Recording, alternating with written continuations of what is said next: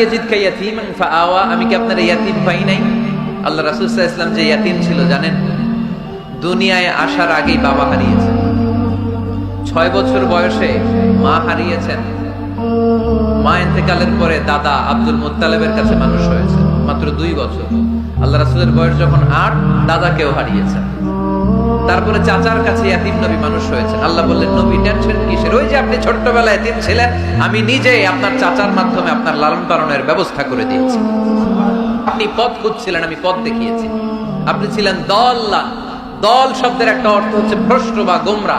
আল্লাহ রাসূল কি ভ্রষ্ট ছিল? গোমরা ছিল না। আল্লাহ রাসূল ভ্রষ্ট ছিলেন না, গোমরা ছিলেন না। যদিও অফিসিয়ালি তিনি 40 বছর বয়সে নবী হয়েছেন, কিন্তু ওনার 40 বছরের আগের জীবনেও আমাদের জন্য অনুকরণীয় অনুপম আদর্শ। চিল্লায় বলেন ঠিক কি না?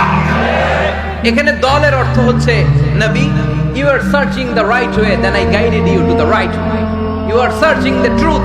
আপনি সত্য পথ খুঁজছিলেন, খুঁজে পাচ্ছেন না, কোনটায় কোনটায়। আপনি পথ হারা পথিকের মতো খুঁজছিলেন। অনেক সময় হয় না কি রে, টাঙ্গাইল যাব, রাস্তা কি এইটা না ওইটা? মাঝে মাঝে আমরা দোদুল্যমান থাকি, আছে না নাই? আল্লাহ বললেন, নবী আপনি সত্য খুঁজছিলেন, সত্য কি এদিকে না ওদিকে? আমি বললাম, নবী ওই দিকে নয়, আপনি এই দিকে যান। এভাবে আমি আপনার পথ দেখিয়েছি। চিল্লায় এখন সুবহানাল্লাহ। আমরা যখন পথ ভুলে যাই, পথ দেখায় কে? জোরে বলতে হবে কে? এটা কিন্তু একটা দোয়া। যদি আল্লাহ পথ ভুলে যাই, পথ দেখায় দিও। প্রতিদিনই কিন্তু এই দোয়াটা পড়ি সূরা ফাতিহায়। ইহদিনাস সিরাতাল, সবাই বলেন ইহদিনাস সিরাতাল। ও আল্লাহ, show us the right path, show us the correct path, show us the straight path. আল্লাহ সোজা রাস্তা দেখান, যে রাস্তা শুরু হয়েছে দুনিয়ায়, ঢুকে গিয়েছে জান্নাতে। ওয়াজাদাকা দাল্লান, আপনি পথ খুঁজছিলেন, আমি আপনার পথ দেখিয়েছি। ওয়াজাদাকা আইলান ফাআগনা, আপনি ছিলেন নিঃস্ব, আমি আপনাকে ধনাঢ্য বানিয়েছি। তাফসিরে এসেছে ফাআগনা বিখাদিজা, আমি খাদিজার সাথে বিয়ে পড়াইয়া দিয়ে আপনাকে ধনী বানাইয়া দিয়েছি। আল্লাহ রাসূল সাল্লাল্লাহু আলাইহি ওয়াসাল্লাম খাদিজা রাদিয়াল্লাহু তাআলা আনহার ব্যবসায় কাজ করতেন। আল্লাহ রাসূল সাল্লাল্লাহু আলাইহি ওয়াসাল্লামের আমানতদারিতায় মুগ্ধ হয়ে আম্মাজান খাদিজা বিয়ের প্রস্তাব পাঠালেন। বিয়ে হয়ে গেল, আরশের উপর থেকে আল্লাহ সাইয়েদানা খাদিজাকে সালাম পাঠালেন।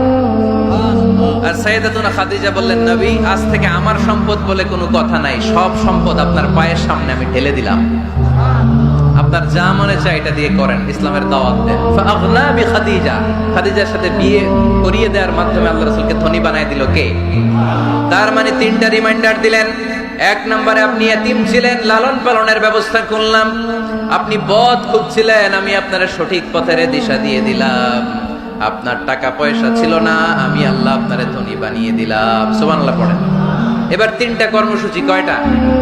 আওয়াজ করে বলতে হবে কয়টা? 1 নম্বর কর্মসূচি ফাআম্মাল ইয়াতীমা ফালা তাকহার, নবী হে খবরদার, এতিমদেরকে ধমক দিবেন না, এতিমদেরকে তাড়িয়ে দিবেন না, কারণ আপনি নিজেই তো এতিম ছিলেন, ঠিক কি না? এজন্য রাসূল সাল্লাল্লাহু আলাইহি ওয়াসাল্লাম এতিমের দরদ বুঝতে বেশি, সব সময় এতিমদেরকে আদর করত। আর যারা এতিমদেরকে আদর করে তাদেরকে আল্লাহ রাসূল পছন্দ করতেন বেশি। পড়েন সুবহানাল্লাহ। আপনারা ইয়েতিমদেরকে লালন পালন করেন, কয়েকজন ইয়েতিমের দায়িত্ব নিয়েছেন, বা ইয়েতিমখানায় সম্পদ দান করেন, সাদাকা করেন, এরকম কে কে আছেন দেখি? মাশাআল্লাহ, আল্লাহ তুমি কবুল করো। হাত নামান। ইয়েতিমদেরকে দান করবেন, তাদের ওখানে সাদাকা করবেন। আল্লাহ রাসূল বলেছেন, আনা ওয়া কাফিলুল ইয়াতীমি কাহাতাইন। খেয়াল করেন আমার আঙ্গুলের দিকে। আনা ওয়া কাফিলুল ইয়াতীমি কাহাতাইন, আমি আর ইয়েতিমের রক্ষণাবেক্ষণকারী কিয়ামতের দিন প্রতিবেশীর মতো পাশাপাশি থাকব। এক সাহাবী এসে বললেন, ইয়া রাসূলুল্লাহ, আমার হৃদয়টা বড্ড শক্ত, হৃদয় নরম হয় না, চোখ দিয়ে পানি নামে না, কি করব? ইশতাকি কসওয়াতাল কলব। আল্লাহ রাসূল বললেন, হৃদয় নরম করতে চাও? ইরহামিল ইয়াতীম, এতিমের উপর রহম করো। ওয়ামসাহ রাসা, এতিমের মাথায় হাত বুলিয়ে দাও। ওয়া আতইমহু মিন তাআমিক, তুমি যা খাও সেখান থেকে এতিমের সাথেও খাবার শেয়ার করো। তালিনু কলবুক, তোমার হৃদয়টারে নরম করে দিবে কে? এজন্য যাদের চোখ দিয়ে পানি আসে না, হৃদয় বড্ড শক্ত, কবে যে লাস্ট কাঁদছিলেন ভুলে গেছেন, এরকম আছে না নাই?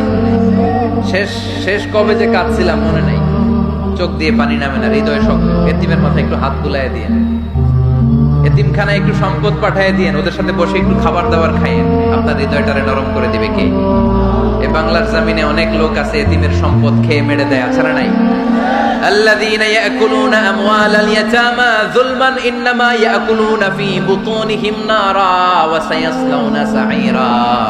আল্লাহ বললেন, খবরদার এতিমের সম্পদ মেরে দিও না। যারা এতিমের সম্পদ অন্যায়ভাবে ভক্ষণ করেছো, তারা সম্পদ খাও নাই, পেটে আগুন ঢুকিয়েছো, কিয়ামতের দিন ওই আগুনের মধ্যেই থাকবা। ঠিক কি না?